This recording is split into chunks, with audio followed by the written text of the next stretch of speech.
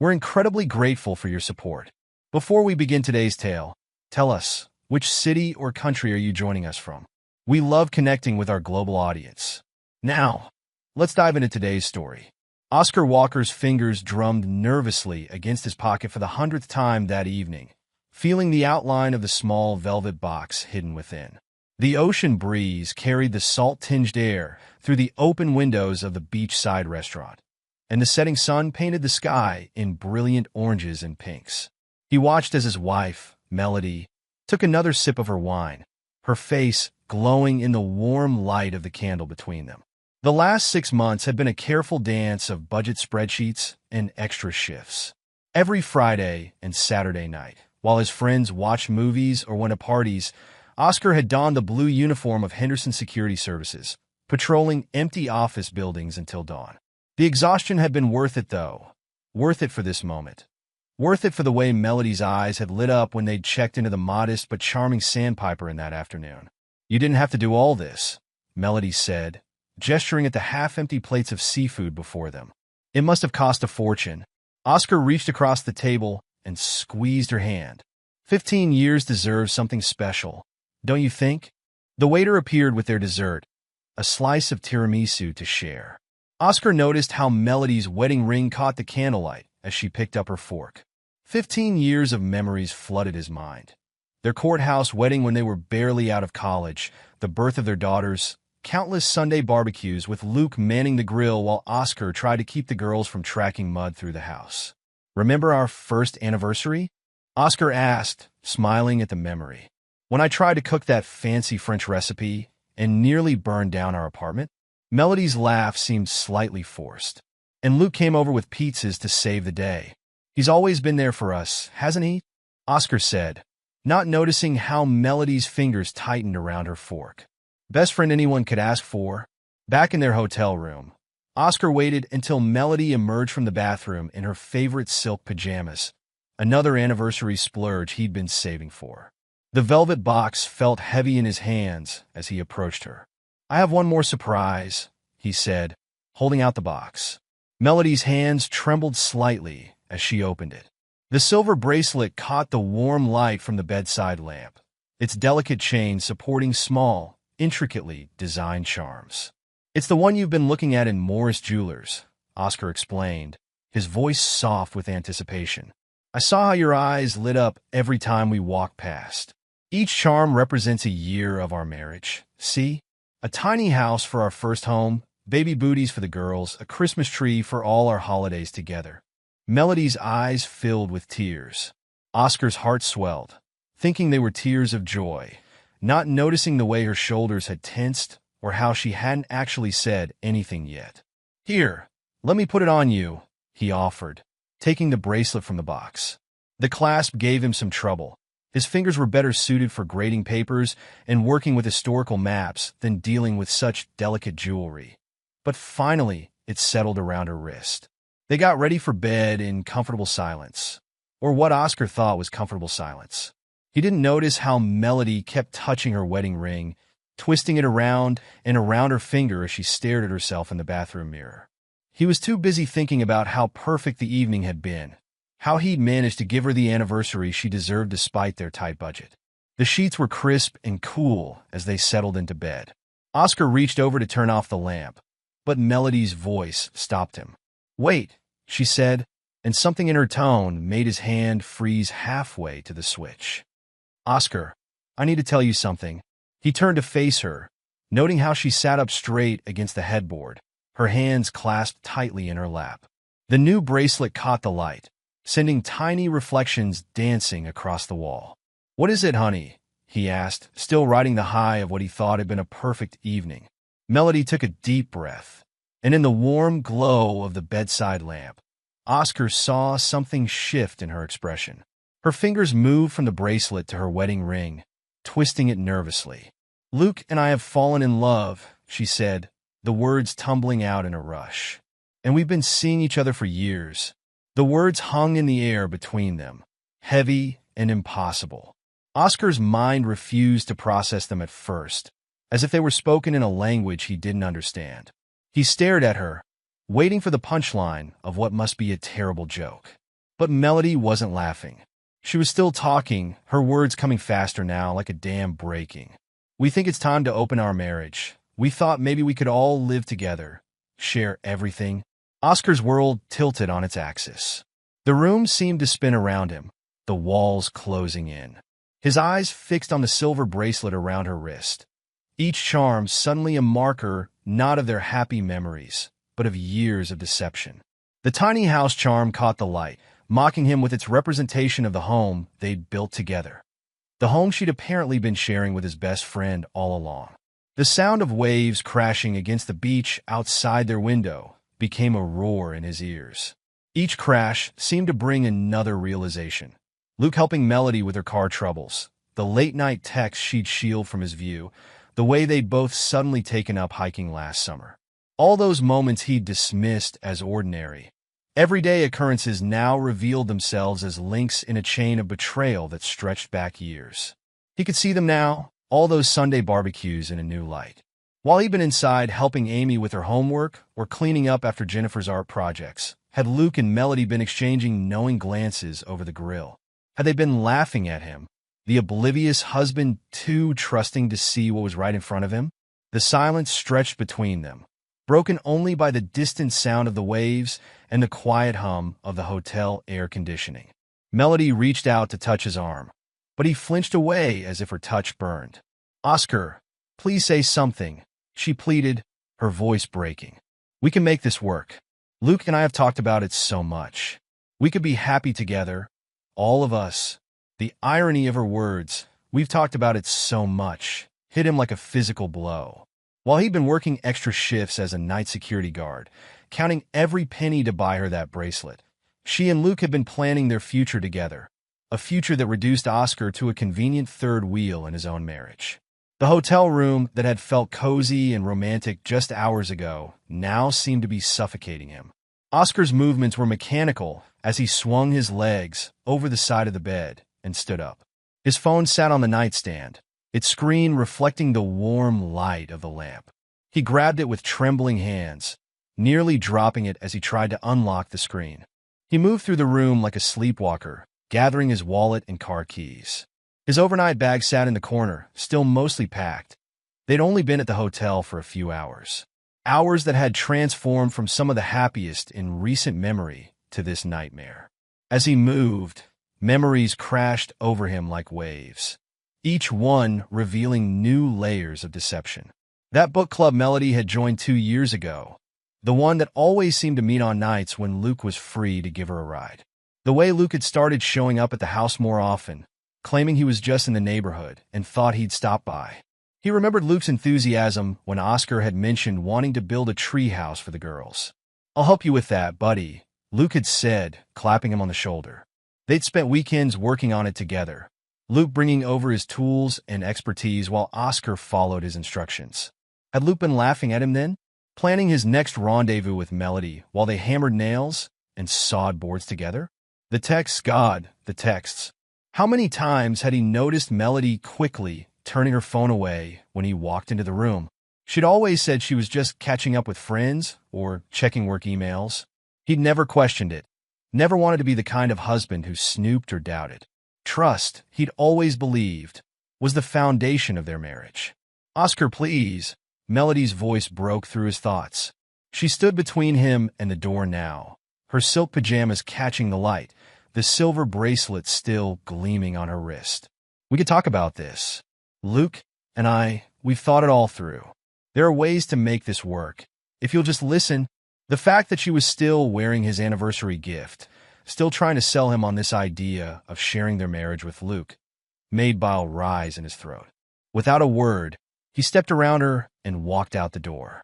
The hallway carpet muffled his footsteps as he made his way to the elevator, leaving behind the sound of Melody calling his name. The night air hit him like a slap when he stepped outside. The same ocean breeze that had seemed so romantic earlier now felt cold and harsh against his face. His car sat in the hotel parking lot, the old Honda that Luke had been servicing for years.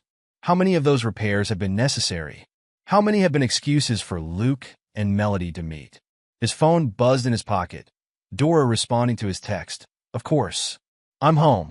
Are you okay? He couldn't bring himself to answer that question yet. Instead, he got in his car and started the engine. The familiar rumble, maintained so carefully by his betrayer, filled the silence. As he pulled out of the parking lot, he caught a glimpse of Melody standing on their hotel room balcony, watching him leave.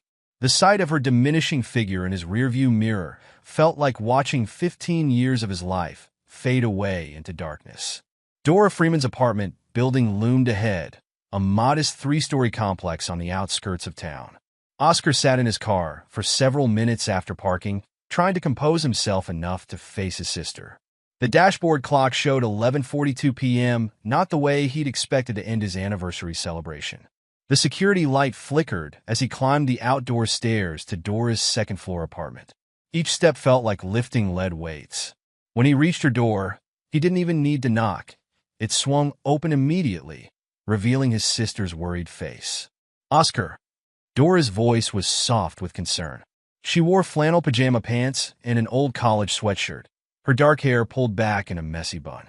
One look at her brother's face told her everything she needed to know. Come in, come in."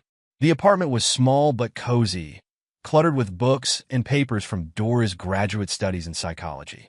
She cleared a stack of journals from the couch, making space for Oscar to sit. The familiar smell of her apartment, a mix of coffee, old books, and the lavender candle she loved, provided a small comfort. "I'll make some tea," she said, moving toward the kitchen. Or do you need something stronger?" Oscar's composure finally broke. The tears he'd been holding back since leaving the hotel burst forth, his shoulders shaking with silent sobs. Dora abandoned the idea of tea and rushed to sit beside him, pulling her big brother into a tight hug. "Melody and Luke," he managed to choke out between sobs. They've been, shoo," Dora soothed, rubbing circles on his back like their mother used to do when they were kids. "Take your time." Through his tears, Oscar told her everything. The perfect anniversary dinner, the bracelet he'd saved for months to buy, Melody's devastating confession. As he spoke, he pulled out his phone and showed Dora the banking app, the careful tracking of his security guard wages, the savings account he'd labeled M Surprise, where he'd been squirreling away money for her teaching degree. "I was going to tell her tomorrow," he said, his voice hollow, "about the summer classes.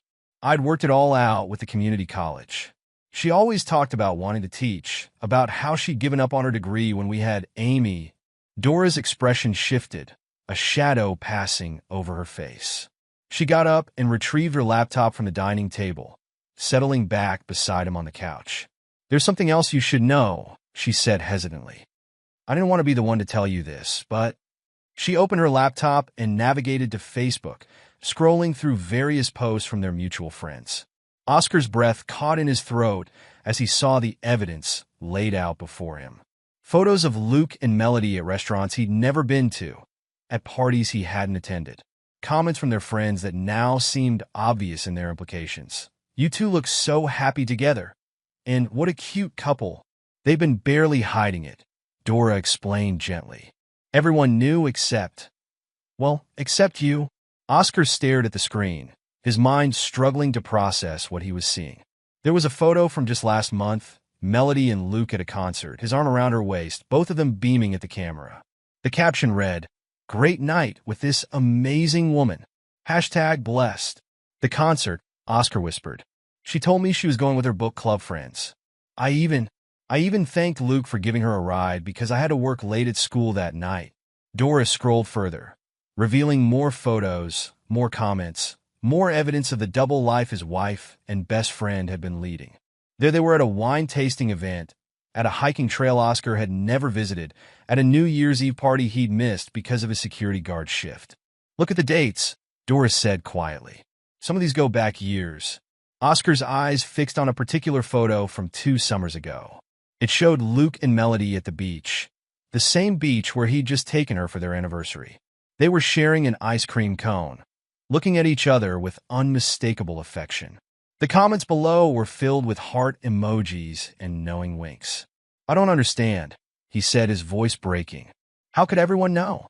Why didn't anyone tell me?" Dora closed the laptop, unable to watch her brother's heart break any further. I think people assumed you knew." that it was some kind of arrangement you'd all agreed to. You know how close you and Luke have always been. And lately, they haven't exactly been subtle. Oscar stood up abruptly, pacing the small living room. An arrangement? They've been laughing at me, Dora. All those extra shifts I worked, all the money I saved. I was working nights as a security guard while Luke was taking my wife to concerts and wine tastings. The reality of his situation hit him full force. Not only had his wife and best friend betrayed him, but they'd done it so openly that it had become common knowledge. While he'd been planning anniversary surprises and saving for her education, they'd been flaunting their relationship on social media, assuming he was too blind or too stupid to notice. "I need to lie down," he muttered, suddenly feeling dizzy. I can't process this right now." Dora immediately jumped up. "Of course. I'll get the spare room ready. You can stay as long as you need." As she bustled around preparing the guest room, Oscar sank back onto the couch, his head in his hands. His phone buzzed repeatedly, messages from Melody, probably still trying to sell him on their idea of a three-way relationship. He turned the phone off without reading them. The silver bracelet he'd been so proud to give her just hours ago now felt like a monument to his own naivety. Each charm, representing a year of their marriage, also represented a year of deception. 15 years of memories, tarnished in a single evening. "You should try to get some sleep," Dora said softly, returning to the living room. She had made up the spare bed with fresh sheets and left a clean towel on the dresser. "We can figure out next steps in the morning." Oscar nodded numbly, but sleep felt impossible. As he lay in Dora's spare room, his mind kept replaying every interaction with Luke over the past few years. The friendly claps on the shoulder, the offers to help with home repairs, the concerned questions about whether Oscar was working too hard. Had it all been an act? A way to assuage Luke's guilt while he pursued a relationship with Oscar's wife? He thought about his daughters, Amy and Jennifer, and how they would react to this news. How do you tell your children that their Uncle Luke, the man who helped build their treehouse and taught them how to change a tire, had been secretly involved with their mother? How do you explain to them that their family home, the only home they'd ever known, might now become some sort of bizarre polyamorous experiment? The digital clock on the nightstand ticked past midnight, then 1, then 2. Outside, the occasional car passed by. Oscar's phone remained off, charging on the dresser. He couldn't bear to read whatever messages Melody might be sending, couldn't stomach the thought of Luke possibly trying to reach out as well. Somewhere around 3 in the morning, exhaustion finally overcame his churning thoughts. As he drifted into an uneasy sleep, his last conscious thought was of the security guard uniform hanging in his closet at home. The uniform he'd worn for countless extra shifts, saving money for a woman who'd been planning to reshape their marriage without his consent. In his dreams, he kept returning to that hotel room, to the moment when everything changed. But in the dreams, he said all the things he wished he'd said in reality. He demanded answers, expressed his anger, defended his dignity. In reality, he had simply walked away, too shocked and hurt to form words. Perhaps that silence, that inability to even engage with their proposal, had been its own kind of dignity. Tomorrow would bring its own challenges. Tomorrow, he would have to start facing the practical implications of this betrayal.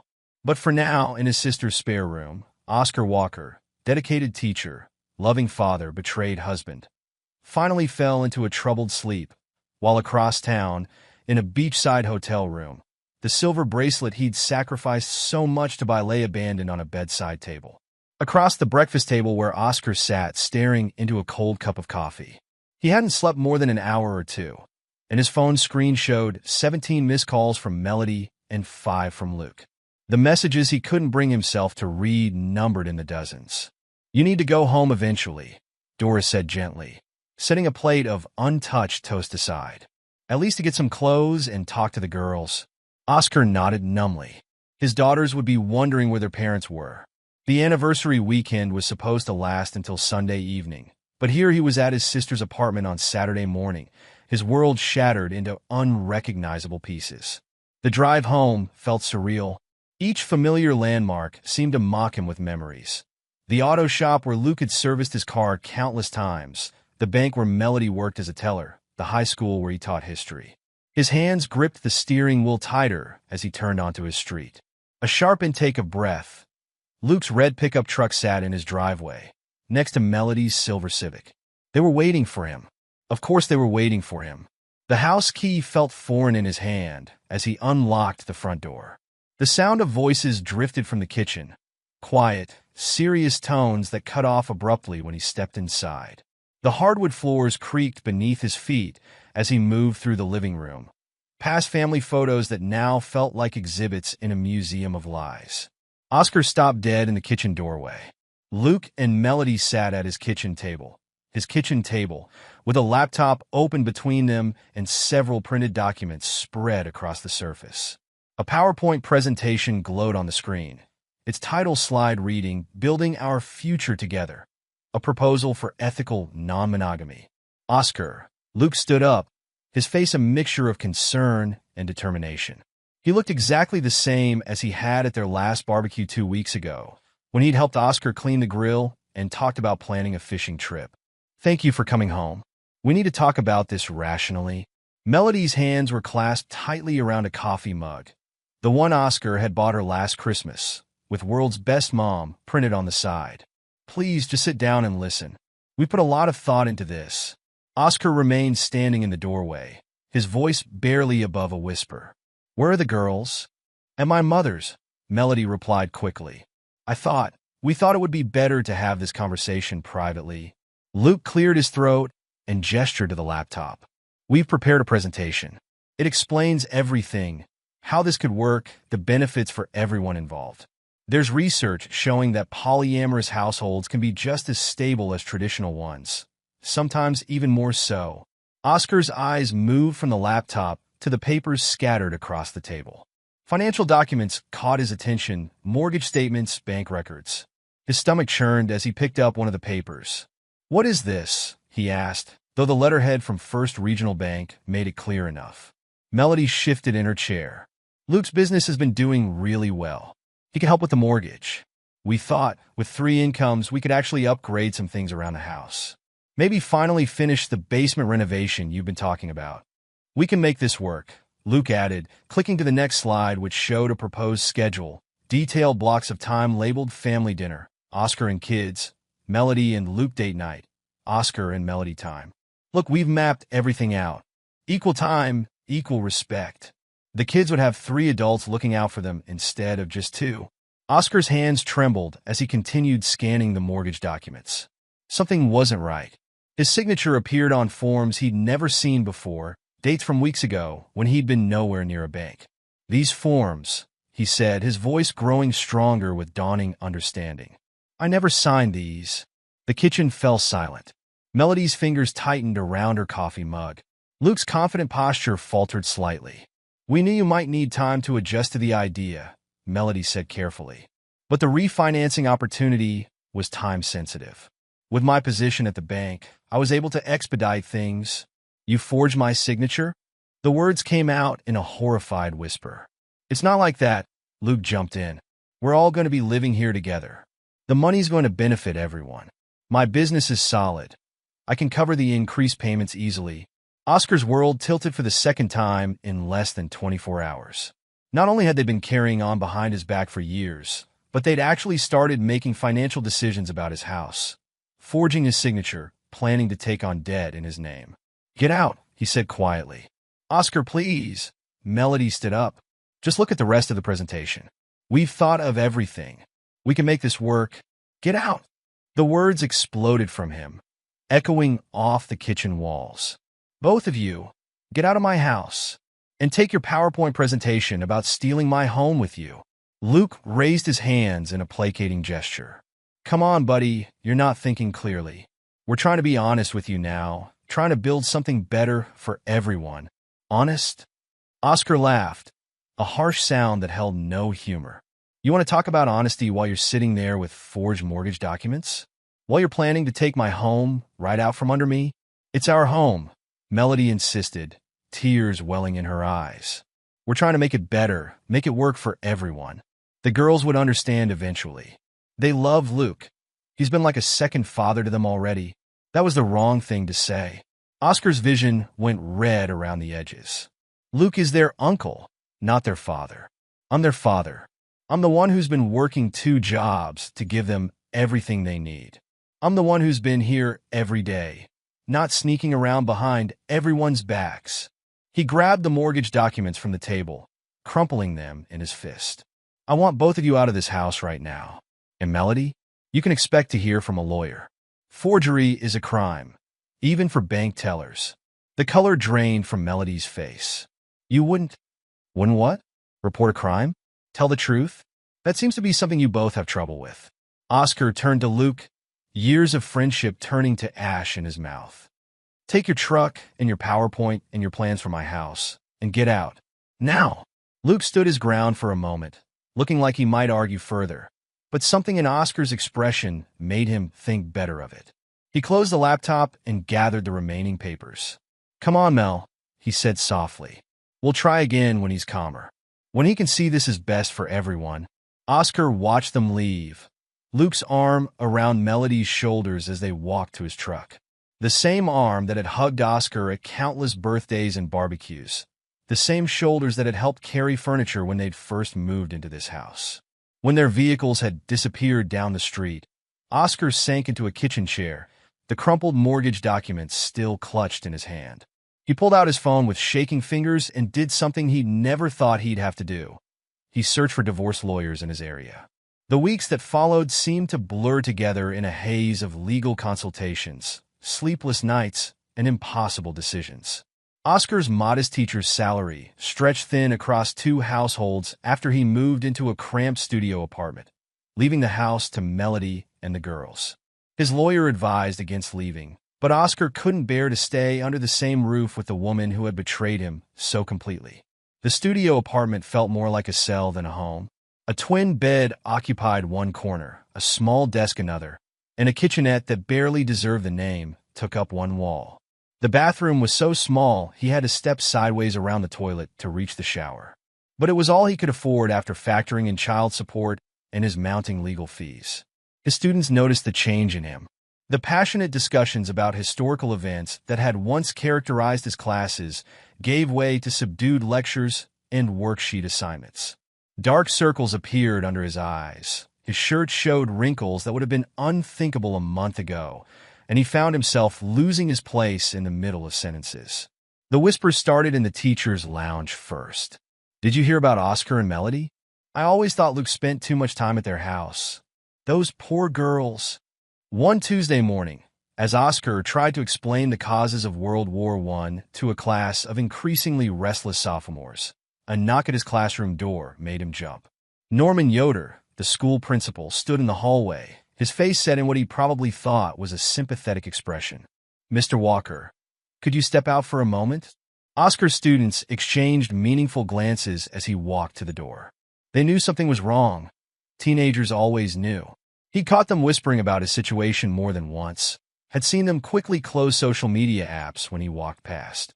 In the hallway, Principal Yoder didn't waste time on pleasantries. Oscar, I've received some concerning feedback about your recent performance. Your last round of student evaluations showed a significant decline. I'm dealing with some personal issues, Oscar said stiffly. It's temporary. Yes, well, Yoder shifted uncomfortably.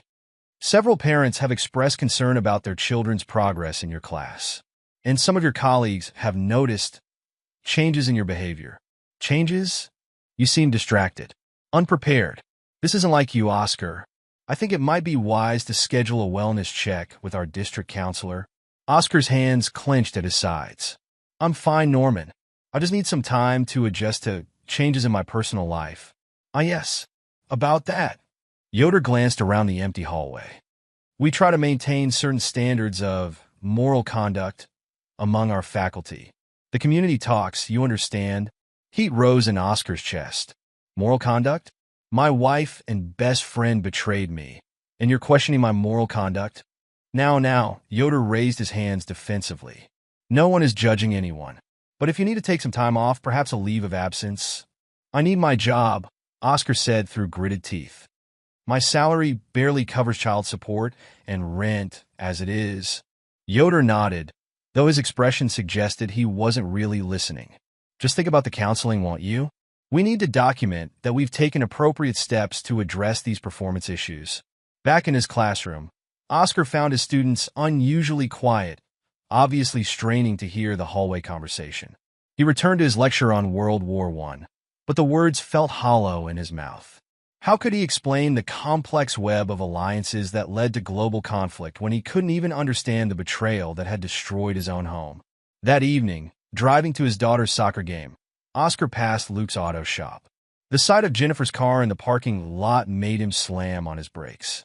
He pulled over, watching as his younger daughter emerged from the shop office, smiling and waving to someone inside. Luke appeared in the doorway, handing Jennifer what looked like an envelope. They talked for a few minutes, Luke's hand resting paternally on Jennifer's shoulder, before she got into her car and drove away. Oscar's phone buzzed, a text from Amy, his older daughter. Got the job at Uncle Luke's. He's going to teach me about business management. Says I could help run the place someday. The phone slipped from Oscar's numb fingers onto the passenger seat. Luke wasn't content with taking his wife and his home. Now he was trying to buy his daughter's affection too. The thought of his children working for the man who had helped destroy their family made bile rise in his throat. He picked up his phone again, fingers hovering over the keys. What could he say?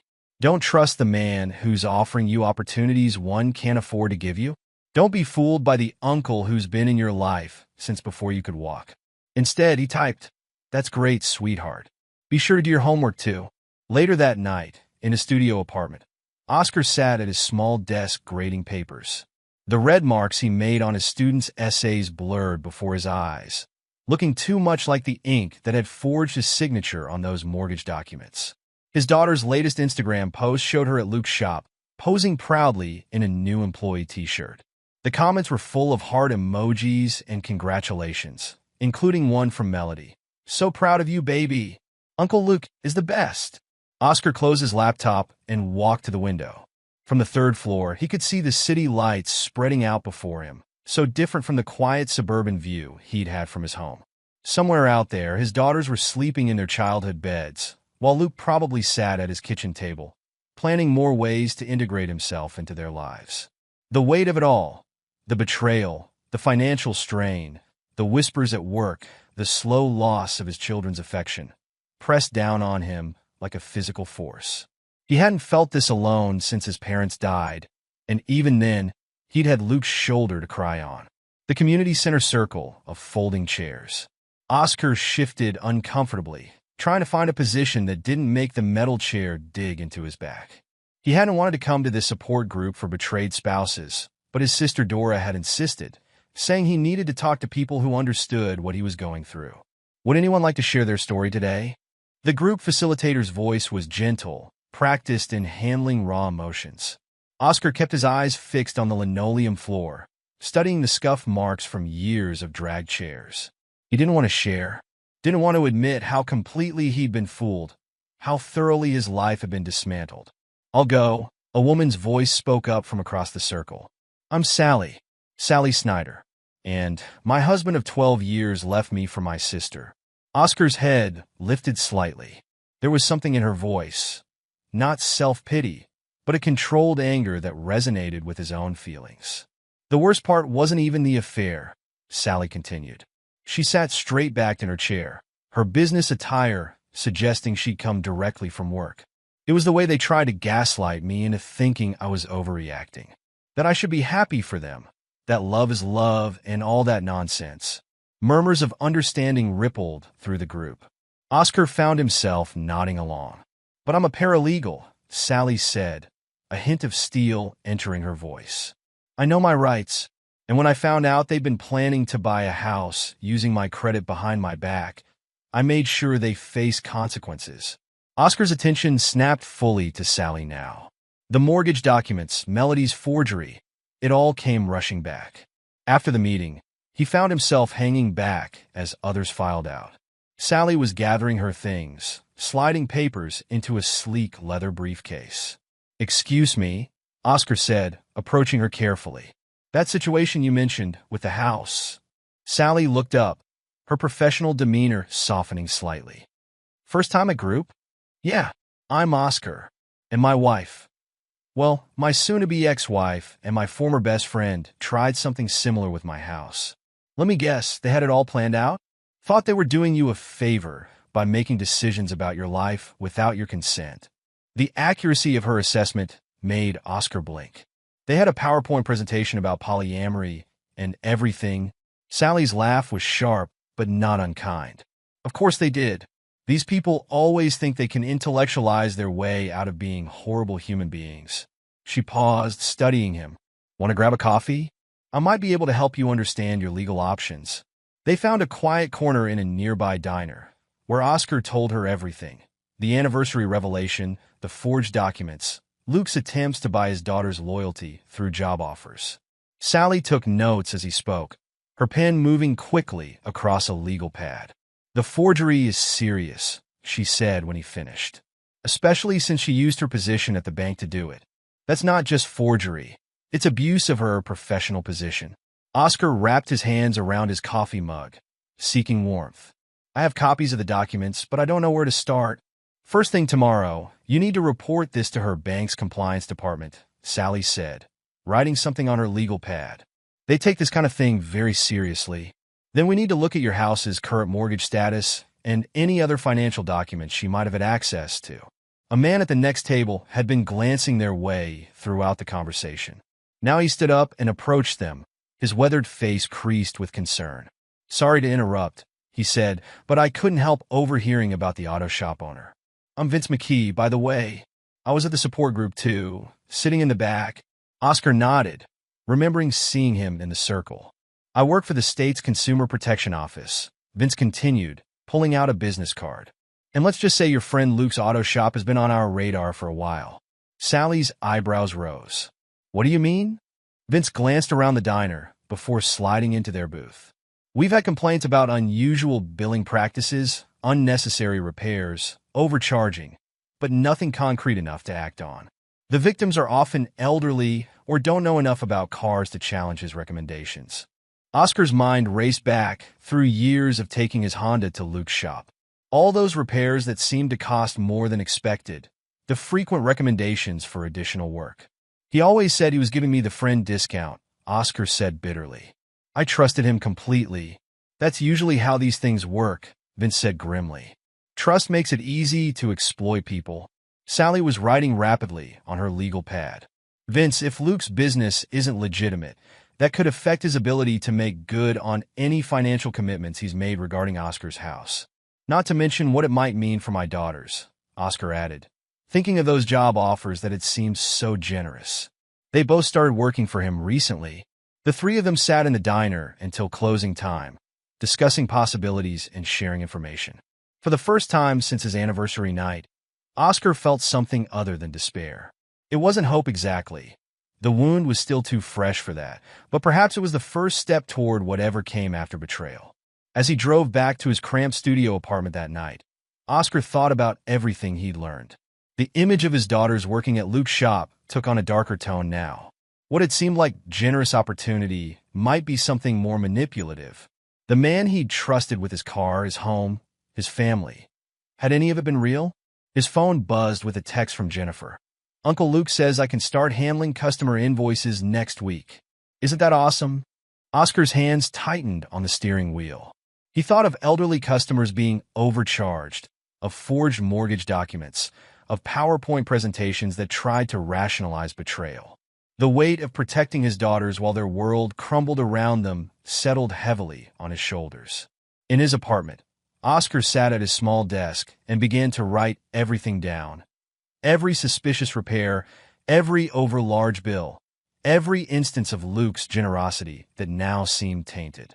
The night grew old around him as he worked, and somewhere between one page and the next, his grief began to transform into something else entirely: determination. He would protect his daughters. He would save his home. And maybe, just maybe, he would find a way to expose the truth about the man who had pretended to be his friend for so many years. Not for revenge. Oscar was too tired for revenge, but for justice. For his daughters. For himself. The first light of dawn was creeping through his window when Oscar finally went to bed. For the first time in weeks, his dreams weren't filled with memories of betrayal. Instead, he dreamed of truth coming to light, of justice being served, of his daughters understanding what real integrity looked like.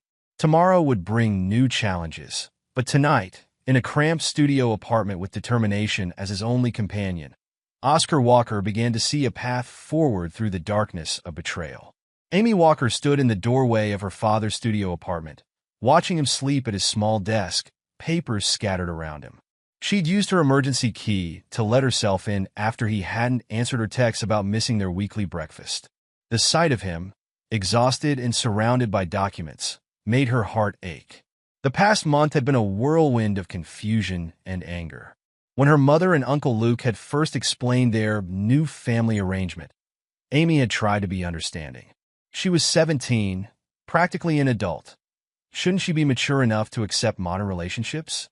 Luke had always been part of their lives, and his offer of a job at the shop seemed like a generous way to help her save for college. But something felt wrong. The way her father had been pushed out, the speed with which Luke had moved into their home, the strange tension whenever anyone mentioned finances. Amy picked up one of the papers from her father's desk, a bank document with what was supposedly his signature, but she'd seen enough of her father's grating comments to know his handwriting. Her phone buzzed in her pocket. A text from Luke. "Don't forget, management training starts today. Going to teach you everything about running a successful business." Amy's finger hovered over the reply button when she noticed her father's phone on the desk, screen lighting up with a new message. She shouldn't look. She knew she shouldn't. But the preview caught her eye. Sally. Found more evidence of overcharging at the shop. Need to talk. Frowning, Amy pulled out her own phone again, this time opening the text thread between her mother and Luke. She scrolled back, past the recent messages about living arrangements and household schedules, past the discussions about her father's unreasonable reaction, all the way back 3 years. Her hands began to shake as she read. "Luke, we need to be patient. Oscar trusts me completely with the shop's billing. A few more years of building up the business, and we can make our move. Melody, I hate lying to him, but you're right. We need to be financially secure before we tell him anything. Luke, just think about our future together. The house will be perfect once we refinance. Your position at the bank makes everything easier." Amy's vision blurred with tears. 3 years. They'd been planning this for 3 years, manipulating her father's trust, using his friendship and his business. She thought about all the times Luke had insisted on handling her father's car repairs personally, always with a friendly clap on the shoulder and a "don't worry about the bill, buddy." Her phone felt heavy in her hand as she opened her recording app. She'd learned about single-party consent laws in her government class. As long as she was part of the conversation, she could legally record it. Taking a deep breath, she typed a response to Luke. "On my way to training. Can't wait to learn everything about the business." Later that afternoon, in Luke's office, Amy sat with her phone, discreetly recording as he explained his special billing practices. "See, the trick is knowing your customer," Luke said, pulling up a spreadsheet. "Some people, like that Mrs. Henderson who came in yesterday, they don't know anything about cars. So when we tell them they need a new transmission fluid flush every 5,000 miles, but don't most manufacturers recommend every 30,000 miles? Amy asked innocently, remembering her father's old car maintenance book. Luke waved his hand dismissively. "That's just a guideline. We're being thorough, protecting our customers, like you protected Dad all those years." The words slipped out before she could stop them. Luke's expression shifted, something cold flickering behind his friendly smile. "Your dad's my best friend," he said carefully. "Everything I did was for the good of this family." "Which family?" Amy's voice trembled slightly. "The one you broke apart, or the one you're trying to force together?" Luke leaned forward, his tone dropping. "Amy, honey, you're too young to understand adult relationships. Your mother and I love each other. We tried to do this the right way, tried to include your father in our vision, by forging his signature, by overcharging him for repairs for years." The color drained from Luke's face. "Who told you about?" "Nobody told me." Amy stood up, her phone still recording. "I figured it out myself, and I'm going to make sure everyone else knows too."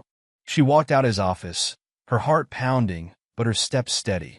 In her car, she called her father's number with shaking fingers. Oscar's voice was groggy when he answered. "Amy? What's wrong?" "Dad, I found something. A lot of things, actually. And I'm so sorry. I'm so sorry I ever believed them." Across town, in Sally Snyder's office, Oscar listened to his daughter's recordings with growing amazement. Sally's pen moved quickly across her legal pad, noting times and dates, specific admissions of fraudulent practices. "This is exactly what we needed," she said, looking up at Amy with approval. "But are you sure you want to do this? It could make things difficult with your mother." Amy's chin lifted, a gesture so reminiscent of her father that Sally had to hide a smile. "Mom and Luke hurt Dad on purpose. They planned it for years. They used his trust and tried to steal his home. The truth needs to come out." Vince McKee arrived 20 minutes later, his face lighting up as he listened to the recordings. "This gives us probable cause for a proper investigation. Combined with the customer complaints we've already documented." As they talked, more pieces fell into place. Former employees of Luke's shop began coming forward, emboldened by the knowledge that an official investigation was underway. They brought stories of systematic overcharging, unnecessary repairs, and pressure to deceive customers. Oscar watched his daughter across the desk, pride mixing with sadness in his chest. She shouldn't have had to learn about adult betrayal this way. Shouldn't have had to become an investigator in her own family's tragedy. But here she was, turning her pain into purpose, her confusion into clarity. "We need to be strategic about this," Sally said, organizing her notes. "The bank fraud with the mortgage documents, the auto shop's practices, the pattern of deception. It all needs to come out in the right order." Amy pulled out her phone again. "I have more recordings. From the house, from the shop. Luke and Mom, they don't even try to hide their conversations anymore. They think everyone's accepted their version of events." Oscar reached across the desk and squeezed his daughter's hand. For the first time since that devastating anniversary night, he felt something like hope. Not for reconciliation, that bridge had burned beyond repair, but for justice, for truth, for his daughter's faith in right and wrong. The morning edition of the local newspaper landed on doorsteps across town with an audible thud. The headline blazed across the front page: "Trusted local business under investigation. Auto shop owner accused of systematic fraud." Christy Graham's byline led into a meticulously researched article, complete with customer testimonials, financial records, and expert analysis. The veteran reporter had spent weeks verifying every detail, knowing the story would shake their community to its core. In Luke's kitchen, formerly Oscar's kitchen, Melody's coffee cup clattered against its saucer as she read the article aloud. Sources close to the investigation reveal a pattern of fraudulent practices at Graves Auto Repair, including unnecessary services, inflated bills, and targeted exploitation of vulnerable customers. Owner Luke Graves is also implicated in a mortgage fraud scheme involving forged documents and misuse of banking protocols. "They can't prove anything," Luke interrupted, pacing the kitchen floor. But his face had gone pale, and his hands wouldn't stop shaking. "It's all circumstantial. No one will believe." The doorbell's chime cut him off. Through the window, they could see a news van parking across the street. Meanwhile, at First Regional Bank, Melody's supervisor, Johanna McFarland, sat grim-faced behind her desk, the morning paper spread out beside an open personnel file. "This is very serious, Melody," Johanna said, her tone professionally neutral despite the disappointment in her eyes. "Using your position here to facilitate mortgage fraud. I don't have any choice in this matter." "It wasn't fraud," Melody protested weakly. "We were going to make the payments. We just needed to speed up the process. By forging your husband's signature? By circumventing bank protocols?" Johanna shook her head. "The compliance department is launching a full investigation. Until that's complete, I have to terminate your employment, effective immediately." Across town, Oscar sat in his classroom, teaching about the Civil War while his phone buzzed continuously in his desk drawer. His students whispered among themselves, sneaking glances at their own phones despite the usual ban on devices during class. Mr. Walker, one brave soul, finally raised his hand. "Is it true? About your wife and Mr. Graves?" Oscar looked at his students' faces, some concerned, some curious, all waiting to see how their teacher would handle this public exposure of his private pain. Sometimes, he said carefully, the most important lessons in life aren't found in history books. They're about integrity, about standing up for what's right even when it's difficult. The classroom fell silent, absorbing his words. In the back row, Amy sat with her head held high, her father's quiet dignity reflecting in her own bearing. The story exploded across social media. Former customers of Graves Auto Repair began sharing their experiences. He charged my elderly mother $800 for a repair she didn't need. Always said my car needed expensive work, but when I took it elsewhere, they found nothing wrong. Can't believe we trusted him for so long. Luke's business insurance company called Next, their tone clipped and professional as they explained the termination of his coverage due to fraudulent practices. Without insurance, he couldn't legally operate the repair shop. The bank's investigation into Melody's actions moved swiftly.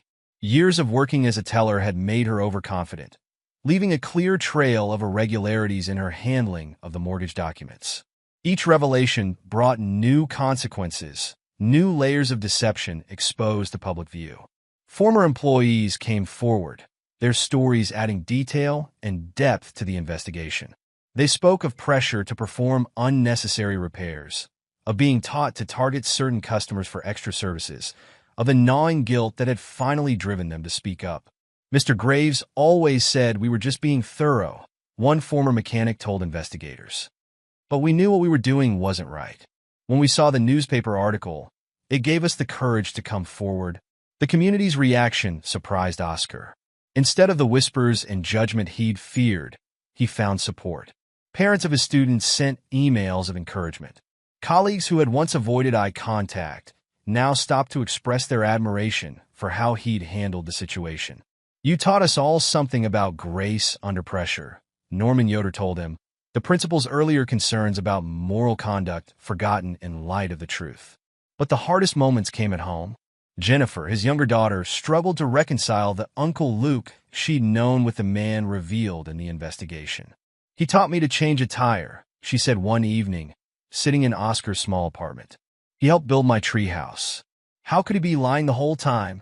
Sometimes people we trust can fool us, Oscar replied gently. It doesn't mean we were wrong to trust. It means they were wrong to abuse that trust. Amy, who had initially struggled with her role in exposing the truth, found her voice growing stronger. She began speaking up in her government class about ethics and justice, her personal experience lending weight to her words. The newspaper articles continued, each one revealing new aspects of the deception. Christy Graham's reporting was thorough and unflinching, but never sensational. She focused on the facts, the pattern of fraud at the auto shop, the mortgage scheme, the calculated betrayal of trust. The county courthouse stood solid and imposing against the autumn sky as Oscar walked up its stone steps, Sally Snyder beside him, John Strickland, his divorce attorney, a few paces ahead. Inside, the polished floors echoed with their footsteps as they made their way to Courtroom 3. The divorce proceedings had taken on new urgency in light of the criminal investigations into both Melody and Luke. John had built a strong case, using the evidence of forgery and fraud to argue for Oscar's right to the house and primary custody of the girls. All rise, the bailiff called as Judge Weatherby entered the courtroom. Oscar's eyes met Melody's briefly across the room. She sat with her own attorney, her usually impeccable appearance showing signs of strain. The loss of her banking job and the pending criminal charges had taken their toll. The evidence mounted steadily throughout the hearing. Amy's recordings played in the hushed courtroom, Luke's voice casual and unguarded as he discussed exploiting Oscar's trust. Financial records showed years of systematic overcharging at the auto shop. The forged mortgage documents displayed Melody's clear attempt to steal Oscar's home through fraud. Your Honor, John Strickland argued, his voice steady and confident, we have demonstrated a clear pattern of deception and financial malfeasance. Mr. Walker's wife and her paramour didn't simply engage in infidelity. They orchestrated a years-long campaign to exploit his trust and ultimately attempt to defraud him of his home. The judge's questions were pointed and precise. She paid particular attention to Amy's recordings, noting that they had been legally obtained in their single consent state. The evidence of premeditation is particularly troubling, Judge Weatherby noted, reviewing the text messages Amy had discovered. This was not a case of a relationship that developed naturally and led to poor choices. This was a calculated plan to deceive and defraud. When the ruling came, it was decisive. Oscar would retain the house and primary custody of both daughters. Melody's attempts to claim half the property value were dismissed in light of her fraudulent actions with the mortgage documents. Outside the courthouse, Oscar hugged his daughters close. Amy's strength throughout the proceedings had amazed him. Her clear testimony about discovering the deception, her carefully documented evidence, her unwavering commitment to the truth. "I'm proud of you," he whispered. "Both of you. I know how hard this has been." Jennifer wiped tears from her eyes. "I still can't believe, Uncle Luke, that it was all a lie." "Not all of it," Oscar said gently. "The love in our family, between us, that was real, still is real." Sally touched his arm gently. "The criminal proceedings will take longer, but this was a big step. You got your home back, your daughters, your life." The implications of the divorce ruling rippled outward. Luke's auto repair shop, already struggling under the weight of the fraud investigation and loss of insurance, faced multiple lawsuits from former customers. The state's Consumer Protection Office, led by Vince McKee, built a strong case against his business practices. The bank's investigation into Melody's actions reached its conclusion, leading to formal charges of mortgage fraud and professional misconduct. Her banking career was effectively over, her reputation in the industry destroyed by her own actions. That evening, Oscar stood in his old backyard. His backyard again, legally and rightfully. The treehouse Luke had helped build still stood in the old oak tree, a reminder that even tainted memories had once held joy. Amy and Jennifer sat at the patio table, homework spread out between them. They'd chosen to stay with him, understanding now the full scope of their mother's deception. It wasn't just about the affair, it was about integrity, about choices, about the kind of people they wanted to be. Sally joined them for dinner, her presence bringing a warmth that had nothing to do with romance and everything to do with friendship, support, and shared understanding. They had all learned hard lessons about trust and betrayal, but also about resilience and truth. As Oscar looked around at his reconstituted family, he realized that sometimes justice isn't about punishment. It's about restoration. Not to what was before, but to what could be now, after the truth has done its necessary work. Epilogue, 5 years later.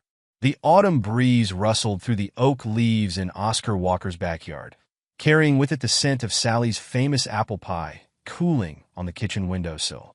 The old treehouse, now restored and repainted, where Oscar sat grading papers while his students' parents gathered for the annual back-to-school barbecue.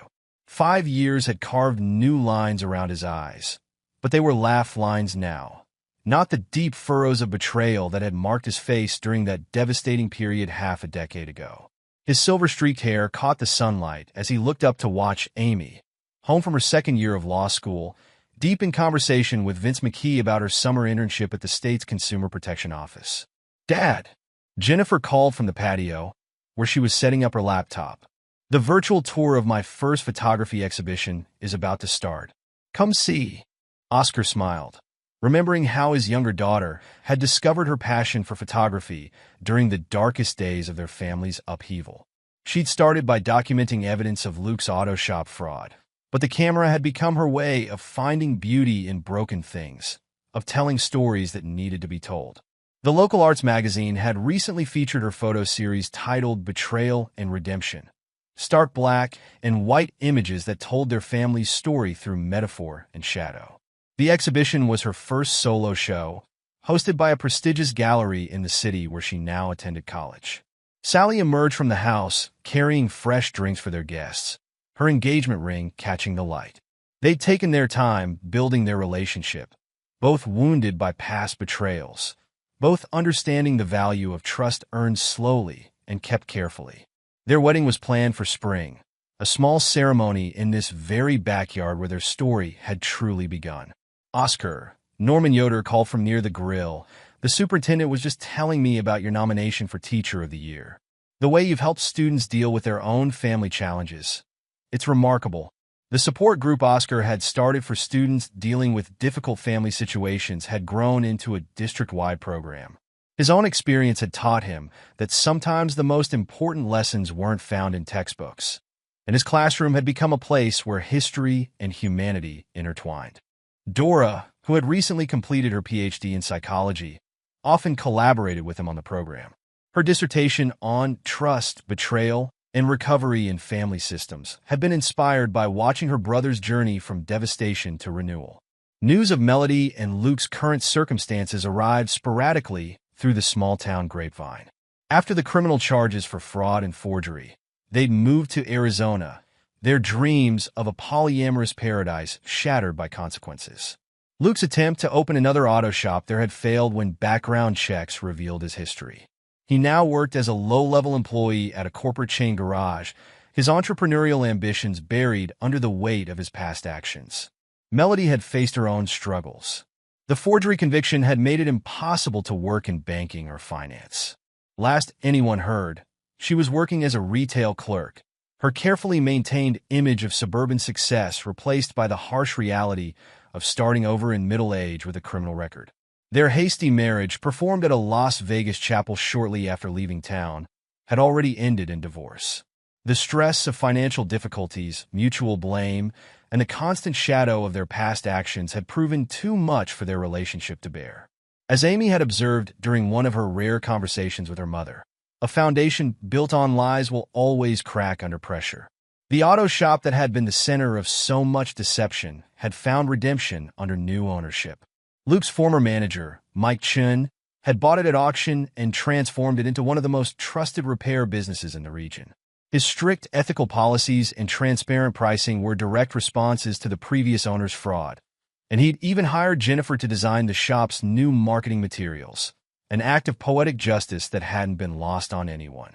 The civil suits from Luke's former customers had finally been settled, though the repayment plan would follow him for decades. Some of the elderly victims had passed away before seeing justice, but their families had made sure their stories were heard. The local newspaper had run a follow-up series by Christy Graham, documenting how the community had healed and learned from the scandal. Oscar's phone buzzed, a text from his divorce attorney, John Strickland, who had become a friend over the years. Just handled another case inspired by yours. Client found strength in your story. Grabbing lunch next week? These messages didn't hurt anymore. The silver bracelet that had once symbolized 15 years of lies had been sold. The money split between his daughter's college funds. Amy's law school tuition and Jennifer's photography equipment were fitting uses for funds that had once represented such pain. The sound of laughter drew Oscar's attention back to his backyard. Amy was showing Sally her new engagement ring. She and her longtime boyfriend, a fellow law student she'd met during a consumer protection seminar, had just announced their own plans to marry. The irony wasn't lost on anyone that Amy had found her calling and her future husband through the very case that had nearly destroyed her family. Vince McKee, now the head of the state's Consumer Protection Office, raised his glass in a toast. The investigation that had brought justice to Oscar's family had led to broader reforms in auto repair industry oversight. Amy's summer internship at his office had turned into a mission. She was determined to build a career protecting others from the kind of exploitation her father had suffered. The treehouse. Oscar remembered the day he and Luke had built it, how he'd trusted his friend with the safety of his children. That trust had been betrayed, but the treehouse itself had been reclaimed. Jennifer had repainted it last summer, covering the old wood with bright colors and positive messages. Like the house itself, like their family, it had been transformed rather than destroyed. Sally's hand slipped into his as they watched their blended family move through the garden. Her own history of betrayal had given her the wisdom to help heal his wounds. And together they learned that second chances were possible when built on honesty and mutual respect.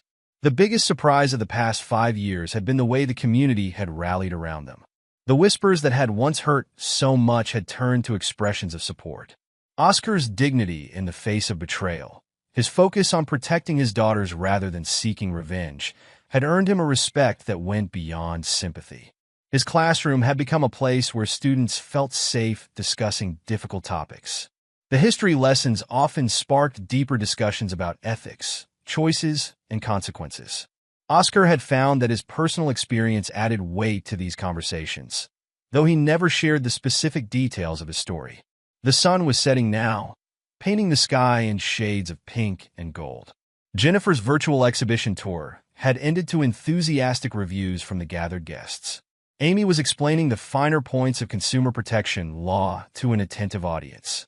Sally was directing the cleanup with the efficiency of someone who had found her place in this reconstructed family.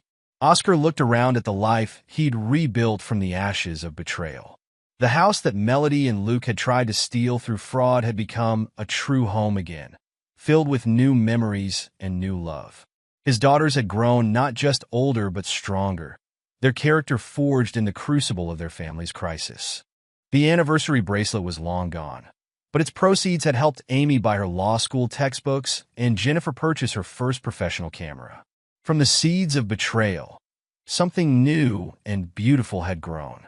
Oscar thought about the lesson he often shared with his students now, that the true measure of a person isn't in the betrayals they suffer, but in how they choose to rebuild. As the evening wound down and guests began to leave, Oscar found himself alone for a moment in the kitchen. The room where he'd discovered the forged mortgage documents and confronted Melody and Luke's PowerPoint presentation about polyamory now held different memories. Sally teaching him to make her grandmother's lasagna, Amy practicing her law school presentations, Jennifer editing her photos at the table. He picked up a framed photo from the counter, one of Jennifer's early works. It showed the old treehouse at sunrise. The image had won her first photography award and now served as the cover of her exhibition catalog. The house fell quiet as the last guest departed. Amy and Jennifer were staying the night, just like they had so often during the worst of times. But now their presence wasn't about seeking shelter from a storm. It was about choosing to be together, about celebrating the family they'd become rather than mourning the one they'd lost. Sally joined him at the kitchen window, where they could see the treehouse silhouetted against the rising moon. "Penny for your thoughts?" she asked softly. Oscar smiled, drawing her close. "Just thinking about how sometimes the worst betrayals can lead us to our best selves." He paused, looking out at the yard where so much of their story had unfolded, and how the right kind of love doesn't need PowerPoint presentations to prove its worth. The oak tree's leaves rustled in the evening breeze, its branches still strong, still sheltering the treehouse that had survived betrayal and renewal. Like the family it watched over, it had weathered the storm and grown stronger, its roots reaching deeper, its branches stretching toward whatever tomorrow might bring. And there you have it. Another story comes to an end. What did you think? I'd love to hear your thoughts in the comments below. If you enjoy this story, consider joining our community by subscribing. It means the world to us. For more stories like this one, check out the recommended videos on screen. And I'll see you there.